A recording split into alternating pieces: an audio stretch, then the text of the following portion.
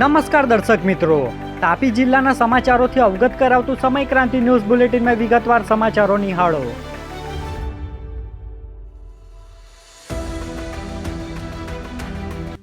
વાલોડમાં ગાંજાના જથ્થા સાથે એક શખ્સ ઝડપાયો. સપ્લાયરને વોન્ટેડ જાહેર કરવામાં આવ્યો. વાલોડ પુલ ફળિયા વિસ્તારમાં પોલીસે દરોડા પાડી વનસ્પતિજન્ય ગાંજાનું વેચાણ કરતા અબ્દુલ કાદિર ઉર્ફે કાલિયો બાગીને ઝડપી પાડ્યો હતો. પોલીસે તેની પાસેથી 145 ગ્રામ ગાંજો, વજન કાંટો, મોબાઈલ સહિત રૂપિયા 13,000થી વધુનો મુદ્દામાલ કબજે કર્યો છે. જેમાં ગાંજો પૂરો પાડનાર અજીત શાહને પોલીસે વોન્ટેડ જાહેર કરી વધુ તપાસ અને કાયદેસરની કાર્યવાહી હાથ ધરવામાં આવી છે. ડોલવણના ઉમરવાવ નજીક ગામે દુકાનની પજારીમાંથી લાખોનો વિદેશી દારૂ પોલીસે ઝડપી લીધો. ડોલવણ તાલુકાના ઉમરવાવ નજીક ગામમાં પોલીસે દરોડા પાડી દુકાનની પજારીમાંથી રૂપિયા 1.45 લાખથી વધુ કિંમતનો વિદેશી દારૂ જપ્ત કર્યો હતો. પોલીસે આ મામલે ધર્મેશ ચૌધરીને ઝડપી પાડી દારૂ સહિતનો મુદ્દામાલ કબજે કરી કાયદેસરની કાર્યવાહી હાથ ધરી છે. પોલીસની આ કાર્યવાહીને પગલે વિસ્તારમાં ચર્ચા જાગી છે. વ્યારાનગરના વોર્ડ નંબર 7ની કામગીરીની સભ્યએ કરી સ્થળ તપાસ. ગુણવત્તા જળવાય તે માટે એક્શન મોડમાં આવી કરી રજૂઆત. વ્યારા નગરપાલિકાના વોર્ડ નંબર 7ના સભ્ય વિપુલભાઈ બથવારે વિસ્તારમાં ચાલી રહેલી બ્યુટિફિકેશનની કામગીરીનું સ્થળ પર જઈ નિરીક્ષણ કર્યું હતું. કામગીરી દરમિયાન કેટલાક સ્થળોએ ગુણવત્તા અંગે સુધારાની જરૂરિયાત જણાતા તેમણે નગરપાલિકાના ચીફ ઓફિસરને લેખિત રજૂઆત કરી યોગ્ય તપાસ કરી જરૂરી સુધારાત્મક પગલાં લેવા માંગ કરી છે. વિકાસના કામોમાં ગુણવત્તા જળવાય અને નાગરિકોને લાંબા ગાળે લાભ મળે તે હેતુથી સભ્ય દ્વારા કરાયેલી આ કામગીરીને સ્થાનિકોમાં આવકાર મળ્યો છે. તાપી જિલ્લા કોંગ્રેસે ઉપપ્રમુખ આશિષ ગામિતને 6 વર્ષ માટે સસ્પેન્ડ કર્યા. વ્યારા તાલુકા કોંગ્રેસ સમિતિના ઉપપ્રમુખ તથા ઝાખરી તાલુકા પંચાયત બેઠકના સેક્ટર પ્રમુખ આશિષભાઈ બળવંતભાઈ ગામિતને કોંગ્રેસ પક્ષ દ્વારા 6 વર્ષ માટે સસ્પેન્ડ કરવામાં આવ્યા છે.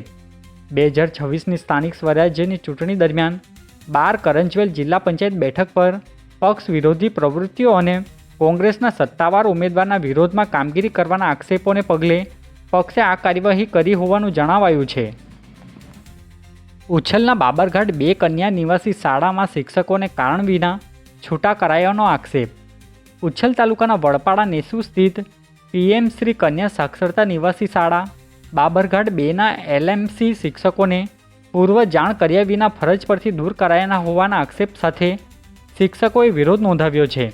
વર્ષોથી સેવા આપી 100% પરિણામ આપનાર શિક્ષકોને ફરીથી નિયુક્ત કરવા માંગ સાથે સોંગઢ પ્રાયોજના વહીવટદાર અને ઉછલ મામલતદારને લેખિત રજૂઆત કરવામાં આવી છે.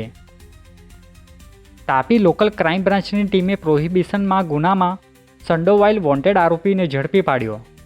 તાપી LCB અને પેરલ ફ્લો સ્કોડની ટીમે પેટ્રોલિંગ દરમિયાન મળેલી બાતમીના આધારે સોંગઢના ઓટા 4 રસ્તા નજીકથી પ્રોહિબિશનના ગુનામાં નાસ્તા ફરતા વોન્ટેડ આરોપી જયેશભાઈ શંકરભાઈ રાઠોડ રહે સોંગઢને ઝડપી પાડ્યો હતો.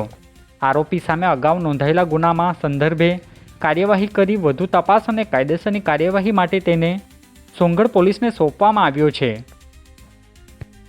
ઉછલના પાટીબંદર આશ્રમ શાળામાં વિશ્વ સિકલ સેલ દિવસની ઉજવણી.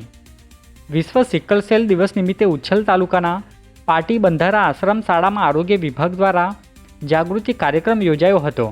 કાર્યક્રમ દરમિયાન વિદ્યાર્થીઓને સિકલ સેલ એનિમિયા શું છે, તેના લક્ષણો, સાવચેતી અને બચાવ અંગે માર્ગદર્શન આપવામાં આવ્યું હતું.